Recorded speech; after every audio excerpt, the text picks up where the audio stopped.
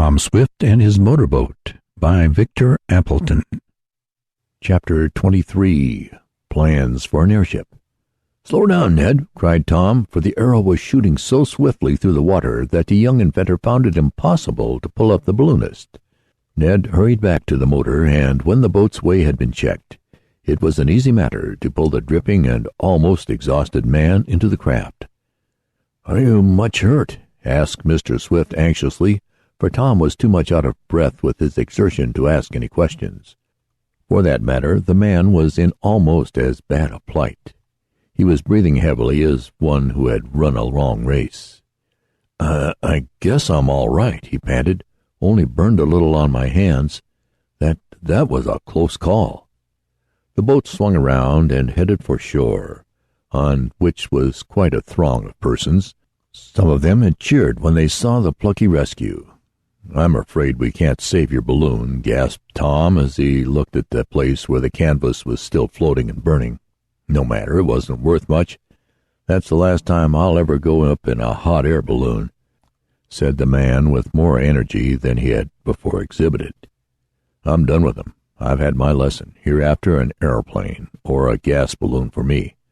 I only did this to oblige the fair committee. I'll not do it again." The man spoke in short, crisp sentences, as though he was in too much of a hurry to waste his words. "Let it sink," he went on. "It's no good. Glad to see the last of it." Almost as he spoke, with a final hiss and a cloud of steam that mingled with the black smoke, the remains of the big bag sunk beneath the surface of the lake. "We must get you ashore at once and to a doctor," said Mr. Swift. "You must be badly burned." "Not much, only my hands, where some burning pieces of canvas fell on them. If I had a little oil to put on, I'd be all right." "I can fix you up better than that," put in Tom. "I have some Vaseline." "Good, just the thing. Pass it over." And the man, though he spoke shortly, seemed grateful for the offer. "My name's Sharp," he went on. "John Sharp. Of no place in particular, for I travel all over. I'm a professional balloonist. That's the stuff." This last was in reference to a bottle of Vaseline, which Tom produced. Mr. Sharp spread some over the backs of his hands and went on. "That's better. Much obliged. I can't begin to thank you for what you did for me. Saved my life. I thought it was all up with me. Would have been, but for you. Mustn't mind my manner. It's the way I have to talk quickly when you're ballooning. No time, but I'm grateful all the same. Who might you people be?" Tom told him their names, and Mr. Swift asked the aeronaut if he was sure he didn't need the services of a physician. "No doctor for me," answered the balloonist. "I've been in lots of tight places, but this was the worst squeeze. If you'll put me ashore, I guess I can manage now." "But you're all wet," objected Tom. "Where will you go? You need some other clothes." For the man wore a suit of tights and spangles. "Oh, I'm used to this," went on the performer. "I frequently have to fall in water. I always carry a little money with me so as to get back to the place where I started from. By the way, where am I?" "Opposite Daleton," answered Tom. "Where did you go up from?" "Petronia. Big fair there. I was one of the features." "Then you're about 15 miles away," commented Mr. Swift. "You can hardly get back before night. Must you go there?" "Left my clothes there. Also a valuable gas balloon. No more hot air ones for me. Guess I'd better go back." And the aeronaut continued to speak in his quick, jerky sentences. "We'd be very glad to have you come with us, Mr. Sharp," went on the inventor. "We are not far from Shopton, and if you would like to remain overnight, I'm sure we would make you comfortable. You can proceed to Pretonia in the morning." "Thanks. Might not be a bad idea," said Mr. Sharp. "I'm obliged to you. I've got to go there to collect my money, though I suppose they won't give it all to me." "Why not?" demanded Ned. "Didn't drop from a parachute. Couldn't. Fire was one reason. Couldn't reach the parachute. And if I could have, guess it wouldn't have been safe. Parachute probably was burned too. But I'm done with hot air balloons, though I guess I said that before." The boys were much interested in the somewhat odd performer, and, on his part, he seemed to take quite a notion to Tom, who told him of several things that he had invented. "Well," remarked Mr. Swift, after a while, during which the boat had been moving slowly down the lake, "if we are not to go ashore for a doctor for you, Mr. Sharp, suppose we put on more speed and get to my home.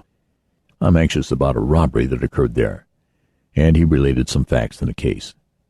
"Speed her up," exclaimed Mr. Sharp. "Wish I could help you catch the scoundrels, but afraid I can't. Hand's too sore." And he looked at his burns.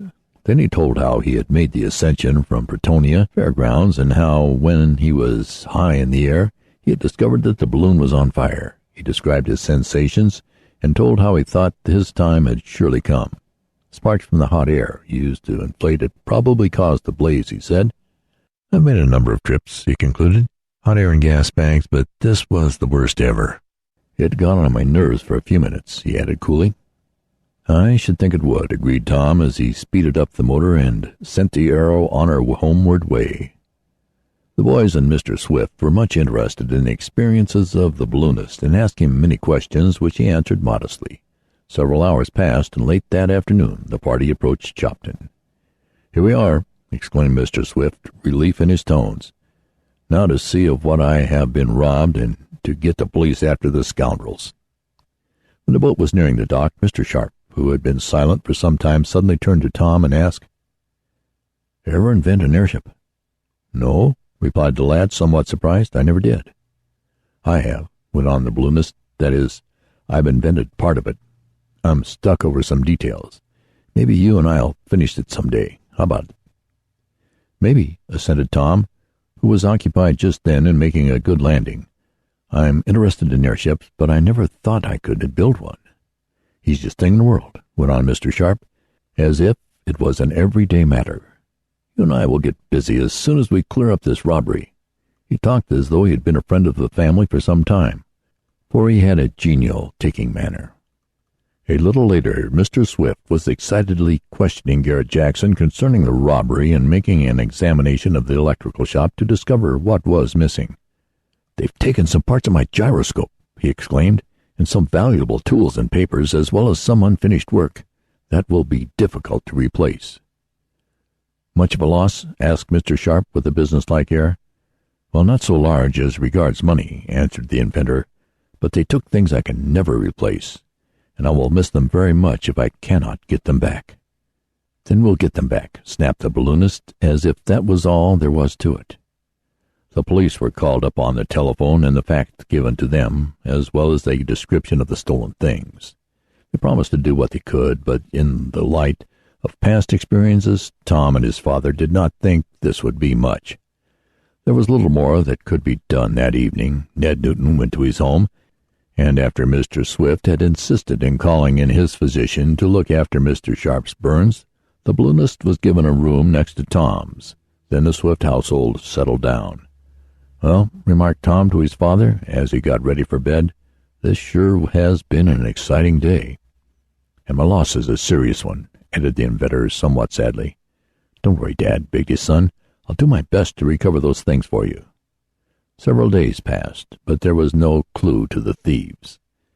That they were the same ones who had stolen the turbine model there was little doubt, but they seemed to have covered their tracks well. The police were at a loss, and though Tom and Mr. Sharp cruised about the lake, they could get no trace of the men. The balloonist had sent to Pretonia for his clothing and other baggage, and was now installed in the Swift home, where he was invited to stay a week or two. One night, when he was looking over some papers he had taken from his trunk, the balloonist came over to where Tom was making a drawing of a new machine he was planning, and said, "Like to see my idea for an airship. Different from some. It's a dirigible balloon with an aeroplane front and rear to steer and balance it in big winds. It would be a winner only for one thing. Maybe you can help me." "Maybe I can," agreed Tom, who was at once interested. "We ought to be able to do something. Look at our names, Swift and Sharp. Quick and penetrating. A good firm to build airships." And he laughed genially. "Shall we do it?" "I'm willing," agreed Tom, and the balloonist spread his plans out on the table, he and the young inventor soon being deep in a discussion of them. End of chapter.